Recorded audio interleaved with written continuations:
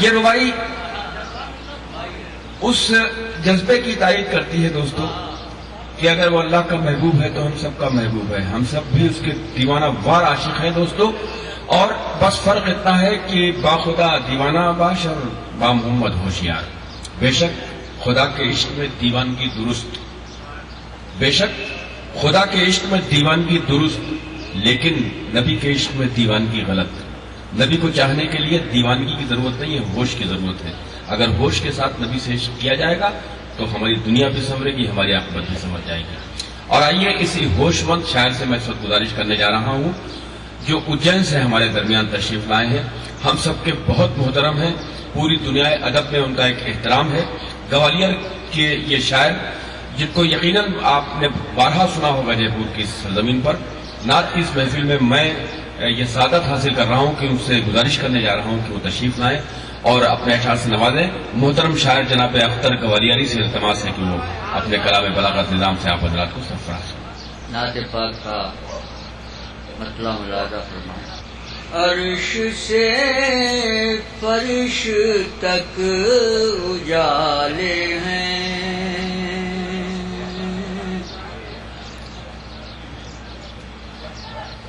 عرش سے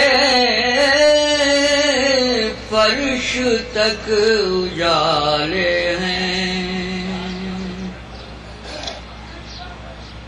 عرش سے فرش تک اجالے ہیں، شاہ کونین آنے والے ہیں،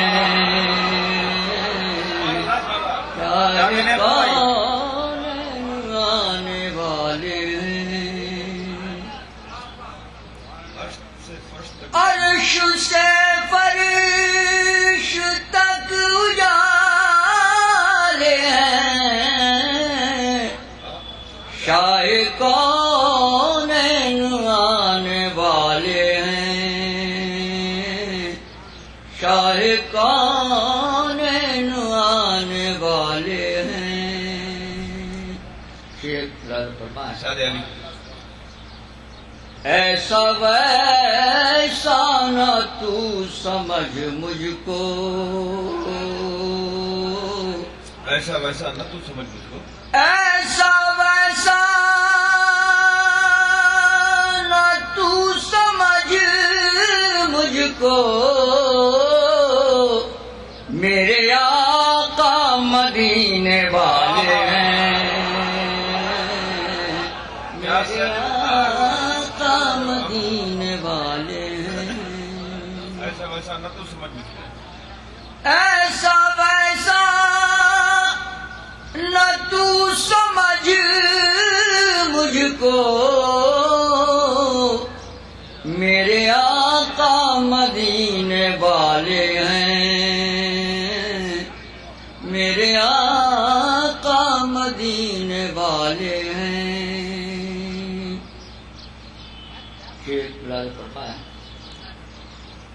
روشنی پھول چاندنی خوشبو، روشنی پھول چاندنی خوشبو، روشنی پھول چاندنی خوشبو، سب تیرے حسن کے حوالے ہیں، سب تیرے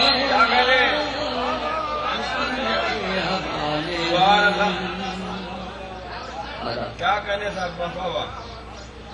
روشنی پھول چاندنی خوشبو، سب تیرے حسن کے حوالے ہیں، سب تیرے حسن کے حوالے ہیں. جب بھی طیبہ کی یاد آئی ہے، جب بھی طیبہ کی یاد آئی ہے،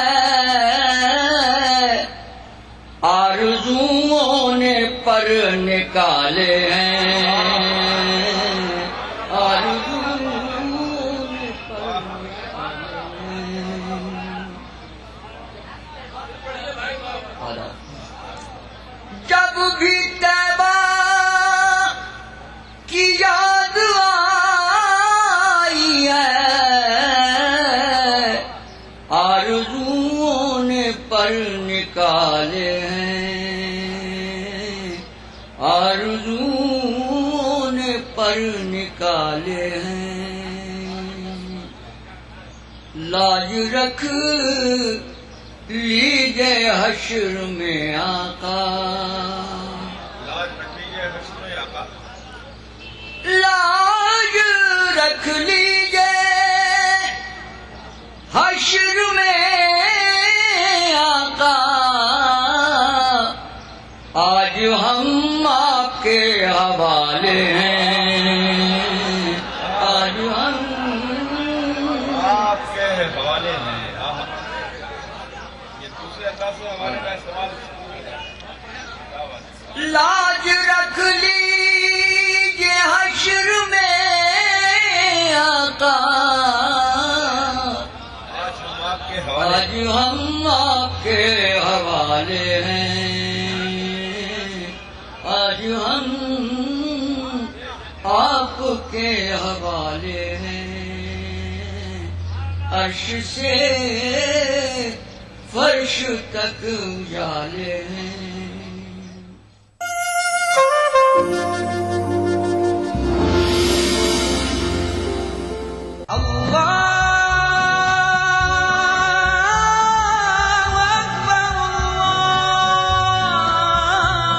ہر صبح ای ٹی وی اردو کی خوشبو سے مہکے آپ کا گھر آنگن مانگنے والے مانگ خدا سے روحانی کیفیت سے سرشار قوالیوں کا حسین گلدستہ پروگرام محفل سما روزانہ صبح 4:30 بجے قرآن ہمیں ایک بہت بڑی چیز دیتا ہے وہ ایک کرش حوصلہ پر امید زندگی کا سفر پروگرام رہنمائے زندگی ہر پیر تا جمعرات صبح 5 بجے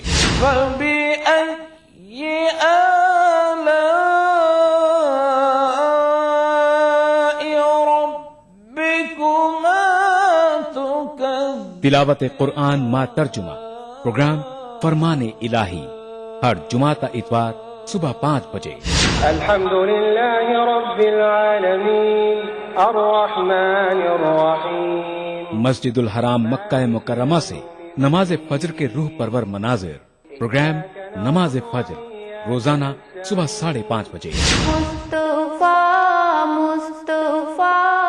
پروگرام نوائے سروج روزانہ صبح 6 بجے تو بنے رہیے ہمارے ساتھ اور دیکھتے رہیے ای ٹی وی اردو بہار صبح نہ تھا کچھ تو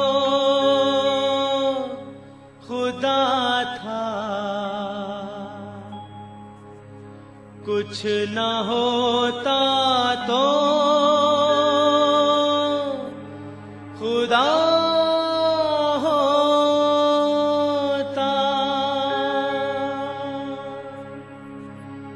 نہ تھا کچھ تو خدا تھا کچھ نہ ہوتا تو خدا ہوتا ڈبویا مجھ کو نے نہ ہوتا میں تو کیا ہوتا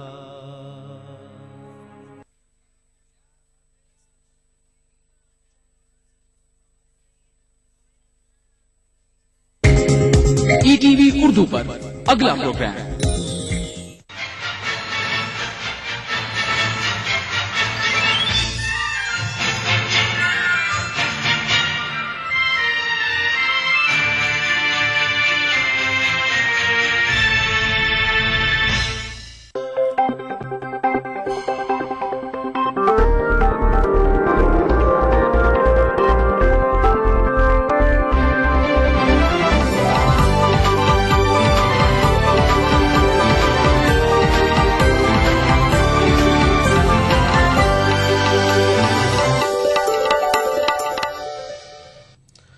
नाज़रीन ईटीवी उर्दू न्यूज में आपका खैर मकदम और आप देख रहे हैं आलमी मंजर। सबसे पहले नजर हेडलाइंस पर। बांग्लादेश में अपोजिशन के बाइकआउट और तशद्दुद के साये में हुए आम इंतखाबात, 21 अफराद हलाक, वोटों की गिनती शुरू।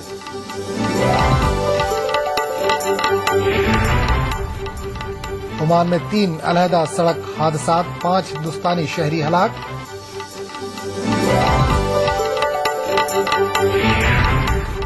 इराक के दारुल हुकूमत बगदाद में 2 कार बम धमाके, कम अज कम 20 अफराद हलाक, कई जख्मी।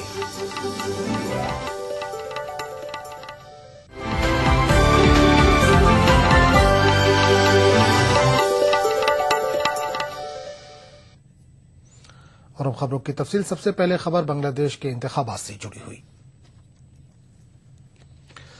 बांग्लादेश की आजादी के रूह रवां शेख मुजीबुर रहमान को अपने कत्ल के 2 साल कबल ही ये अंदाजा हो गया था कि इनका सियासी कत्ल हो सकता है।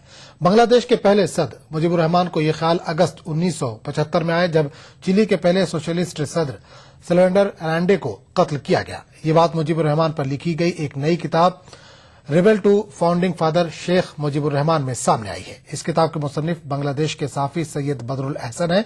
अरांडे के कत्ल के बाद मुजीब को यह एहसास होने लगा कि इनके और चिली के मकबूल सदर की मुश्किलें एक जैसी हैं। इस सूरत हाल की वजह से बांग्लादेश के साबिक सदर अपने काम पर ध्यान नहीं दे पा रहे थे।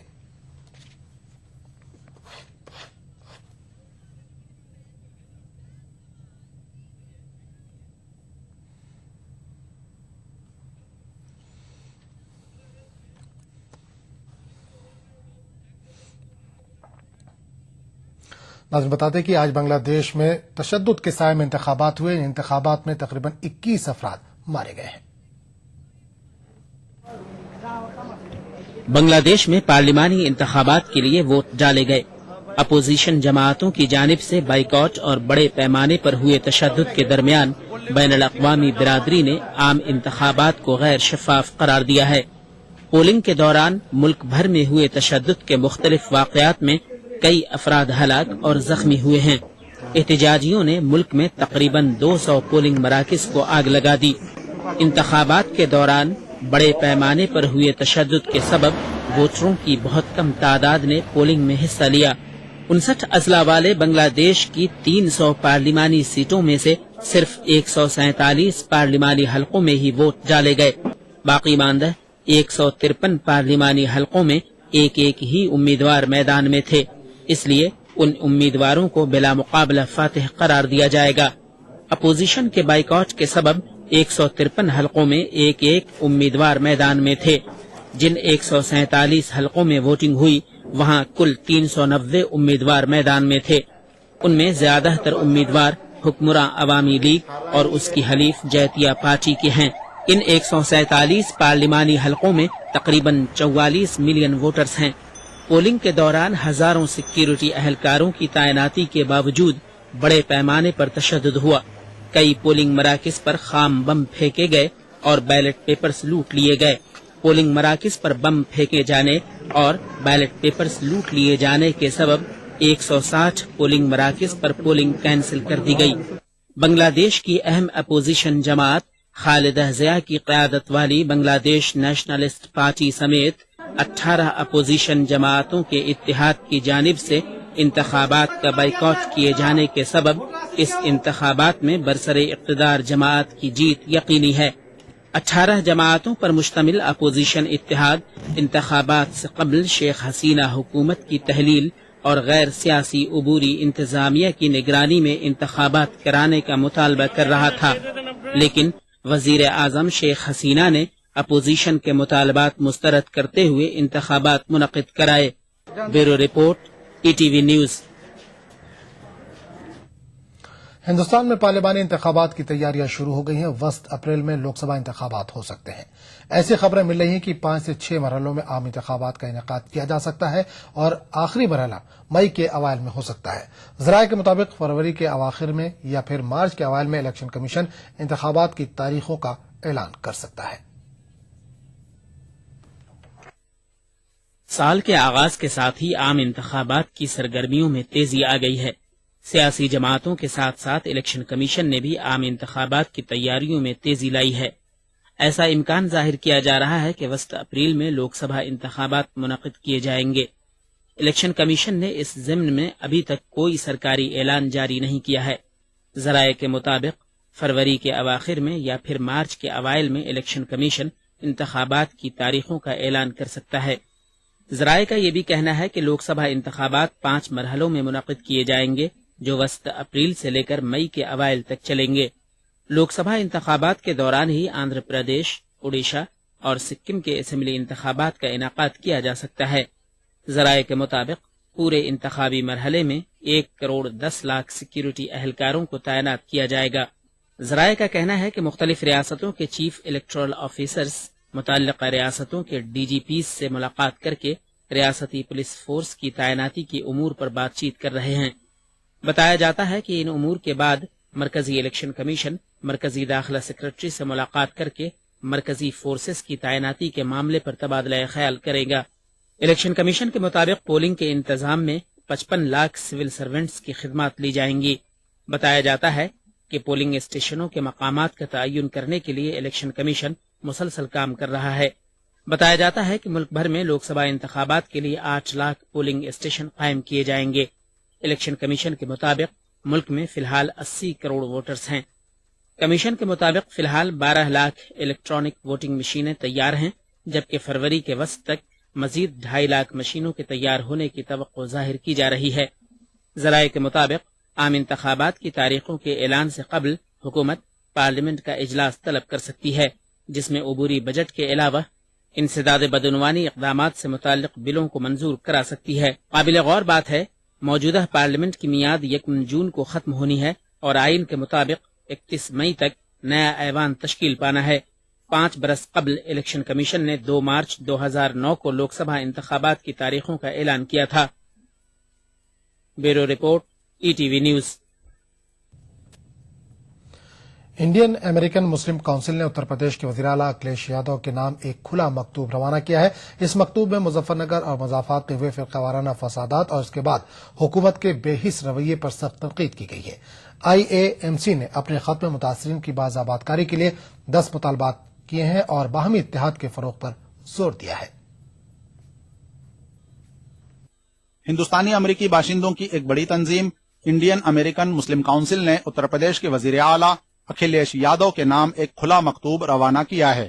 اپنے خط میں کونسل نے مغربی اتر پردیش کے باغپت، مظفر نگر اور شاملی اضلاع میں ہوئے فرقہ وارانہ فسادات اور اس کے بعد کی صورتحال پر سخت تشویش کا اظہار کیا ہے اور اس فرقہ وارانہ تشدد کو گجرات اور آسام میں پیش آئے فسادات کے بعد سب سے بدترین فساد قرار دیا ہے۔ امریکن کونسل نے ان پورے واقعات کا احاطہ اپنے مکتوب میں کیا ہے جو فساد سے پہلے اور بعد پیش آئے ہیں۔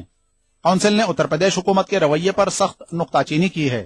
متاثرین پر معاوضے کے بدلے بیجا شرائط کے لزوم کو مذہبی تطہیر سے تعبیر کیا ہے۔ IAMC کے صدر احسن خان نے 4 صفحات پر مشتمل یہ مکتوب اکھلیش یادو کے نام لکھا ہے۔ اس میں اتر پردیش حکومت سے مطالبہ کیا گیا ہے کہ فسادات میں ہوئے جانی اور مالی نقصانات کا سروے کرایا جائے اور متاثرین کو بلا شرط ان کے نقصان کے مطابق معاوضہ دیا جائے۔ FIR میں نامزد ملزمین کے خلاف قانونی کارروائی کو تیز کرنے کا بھی مطالبہ شامل ہے۔ مکتوب میں کہا گیا ہے کہ متاثرین کو نئے FIR درج کروانے کی سہولت دی جائے، ساتھ ہی جو متاثرین گھر واپس جانے کے موقف میں نہیں ہیں انہیں نئی کالونیوں میں بسایا جائے۔ جنسی تشدد کے متاثرین کو خصوصی معاوضہ دینے کا مطالبہ کیا گیا ہے۔ تشدد کے دوران جن عبادت گاہوں کو نقصان پہنچایا گیا ان کی فوری مرمت کا مطالبہ کیا گیا ہے۔ انڈین امریکن کونسل نے مسلمانوں اور جاٹ برادری کے تعلقات کی بحالی پر بھی زور دیا ہے۔ IAMC نے UP حکومت اور انتظامیہ کے جانبدارانہ رویے کو فسادیوں کے تشدد کے برابر عمل قرار دیا ہے۔ ساتھ ہی اتر پردیش کی مسلم قیادت کے بارے میں بھی سوالات اٹھائے ہیں کہ وہ اس انسانی المیے کے موقع پر مظلوم عوام کے ساتھ کھڑے نہیں ہو رہے ہیں۔ ETV news, Lucknow.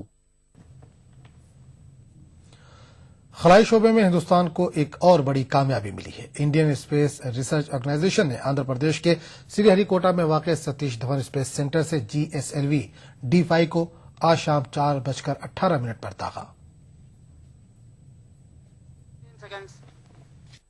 خلائی شعبے میں ہندوستان کو ایک اور بڑی کامیابی ملی ہے۔ انڈین اسپیس ریسرچ آرگنائزیشن نے آندھرا پردیش کے سری ہری کوٹا میں واقع ستیش دھون اسپیس سینٹر سے GSLV D5 کو خلا میں داغ دیا۔ اس راکٹ لانچر کی خاص بات یہ ہے کہ اس میں دیسی ساخت کے کرائیوجینک انجن لگے ہوئے ہیں۔ اسرو کے مطابق سیٹلائٹ کے لانچ کیے جانے کے مقررہ 5 منٹ کے بعد سے کرائیوجینک انجن کارگر ہو گیا۔ اسرو کے مطابق اس راکٹ کی رفتار 8.5 کلومیٹر فی سیکنڈ ہے اور لانچ کے 17 منٹ بعد راکٹ لانچر نے جی سیٹ 14 کمیونیکیشن سیٹلائٹ کو جیو سنکرونس ٹرانسفر آربٹ میں منتقل کر دیا۔ اس راکٹ لانچر میں کرائیوجینک انجن کے علاوہ روسی انجن بھی نصب ہے۔ جی سیٹ 14 1982 کلو وزنی ہے۔ اسرو کو یہ راکٹ گزشتہ اگست ہی میں چھوڑنا تھا، لیکن ایک انجن کا ایندھن لیک ہو جانے کے سبب عین موقع پر مشن کو روکنا پڑا۔ اس قسم کے راکٹ داغنے میں سن 2010 میں ملی 2 ناکامیوں کے بعد جی ایس ایل وی کا یہ پہلا مشن ہے۔ جی ایس ایل وی 3 انجنوں والا راکٹ ہے۔ پہلا انجن سالڈ ایندھن اور دوسرا انجن سیال ایندھن سے چلے گا اور تیسرا انجن کرائیوجینک ہے۔ ہندوستان کے لیے اس راکٹ کی کامیابی کے ساتھ لانچنگ اس قسم کے راکٹ بنانے کی جانب ایک بڑا قدم ہے جو 4 ٹن تک بھاری بھرکم پے لوڈ خلا میں لے جانے کی صلاحیت رکھتے ہیں۔ Bureau report E T V news. عالمی منظر کا سلسلہ جاری رہے گا، لیکن ایک چھوٹے سے وقفے کی بات۔ پرائڈ انڈیا کی جانب سے پرائڈ ہلز کی شاندار کامیابی کے بعد اب لائے ہیں آبادی کے بیچوں بیچ خوبصورت گیٹڈ کمیونٹی آرکڈ ریسیڈینسی، جس میں عالیشان گھر صرف 18 لاکھ روپے سے شروع اور اوپن پلاٹ صرف 5,500 روپے فی گز، سنتوش نگر سے صرف 5 منٹ کے فاصلے پر۔ Orchid residency where life comes alive. National ball painting کے فائنل مقابلے میں لکی، پپو اور چھٹکاؤ نے حصہ لیا۔ جہاں لکی نے چاک مٹی، پپو نے پی او پی، وہیں چھٹکاؤ نے جے کے وال پٹی کا بیس بنایا اور کم پینٹ کا استعمال کرتے ہوئے دیوار کو سب سے اسموتھ اور خوبصورت فنش دیا اور یہ پرتیوگتا جیت۔ وائٹ سیمنٹ والی جے کے وال پٹی از دا بیسٹ۔ سیلن سے بھی پپڑی کا کوئی چانس نہیں ہوتا، دیواریں بول اٹھیں گی۔ قدرتی طور پر آپ کے بالوں کی دیکھ بھال کے لیے سب سے مفید حبیب سنا، آملہ، رنگ راج اور برہمی سے بھرپور حبیب سنا۔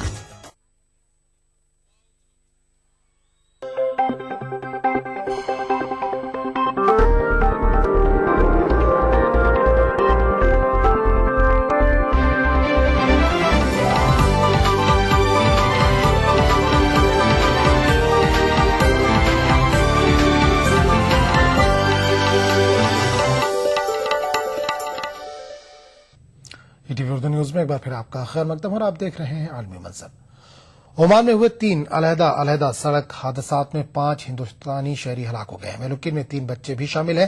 ان سڑک حادثات میں کئی افراد کے زخمی ہونے کی بھی اطلاع ہے۔ 2 زخمی خواتین کی حالت نازک بتائی جاتی ہے۔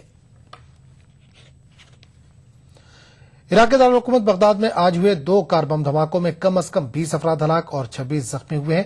یہ دھماکے ایسے وقت ہوئے ہیں جب ملک کے مغربی علاقے میں عراقی فوج شدت پسندوں سے نبرد آزما ہے۔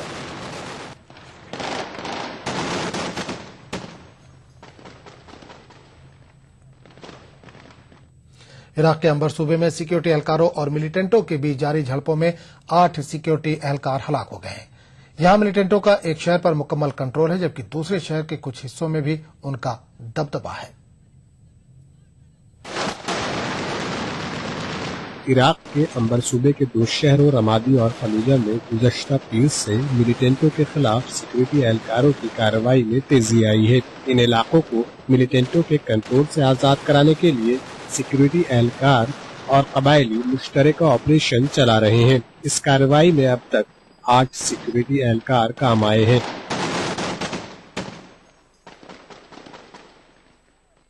صوبے کی راجدھانی رمادی میں سڑکوں پر فوجی گاڑیاں دندنا رہی ہیں۔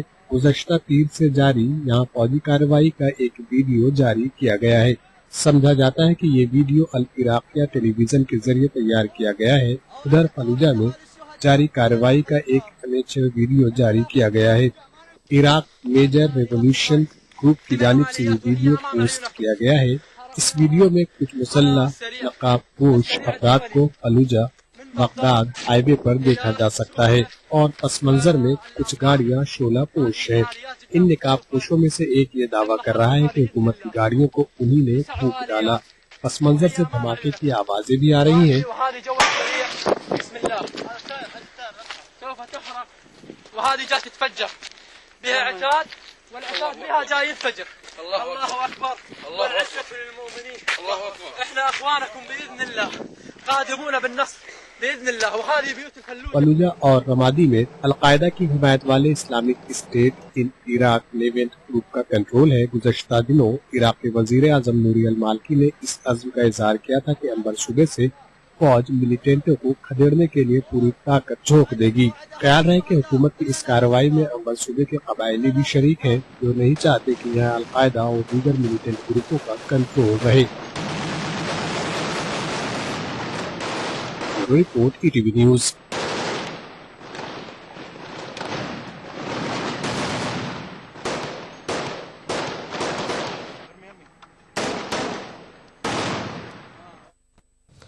امریکی وزیر خارجہ جان کیری نے اردن کے دارالحکومت میں شاہ عبداللہ دوئم سے ملاقات کی. امریکی وزیر خارجہ نے اسرائیل اور فلسطین کے بیچ امن کی اپنی کوششوں کے تعلق سے شاہ عبداللہ سے بات چیت کی. جان کیری نے کہا کہ امن کی کوشش میں کچھ پیش رفت ہوئی ہے، تاہم ابھی کچھ رکاوٹوں پر قابو پانے کی ضرورت ہے. شام اور عراق کی صورتحال پر بھی جان کیری اور شاہ عبداللہ دوئم کے بیچ بات چیت ہونے کی اطلاع ہے. یروشلم سے عمان کے لیے روانہ ہونے سے قبل جان کیری نے کہا کہ امریکہ القاعدہ سے نمٹنے کی عراق کی کوشش میں بھرپور تعاون فراہم کرتا رہے گا.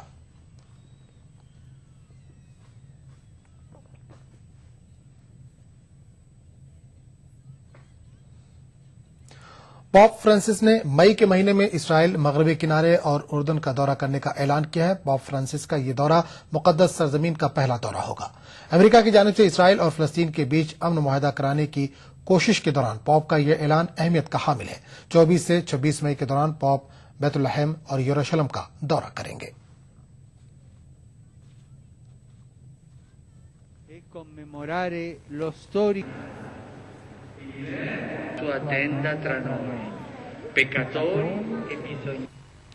Fratelli e sorelle, nel clima di gioia tipico di questo tempo natalizio, desidero annunciare che dal 24 al 26 maggio prossimo, a Dio piacendo, compirò un pellegrinaggio in Terra Santa. Le tappe saranno 3: Amman, Betlemme e Gerusalemme. 3 giorni. Presso il Santo Sepolcro celebreremo un incontro ecumenico con tutti i rappresentanti delle chiese cristiane di Gerusalemme, insieme al patriarca Bartolomeo di Costantinopoli. Fin da ora vi domando di pregare per questo pellegrinaggio, che sarà un pellegrinaggio di preghiera. Thailand میں حکومت مخالف احتجاج جاری ہے. حکومت مخالفین نے 13 جنوری کو بینکاک شہر میں مکمل بند کرا کے وزیراعظم کو اقتدار سے بے دخل کرنے کا منصوبہ بنایا ہے. وزیراعظم کی جانب سے فروری میں انتخابات منعقد کرانے کے اعلان کے باوجود اپوزیشن کا یہ منصوبہ حیرتناک ہے.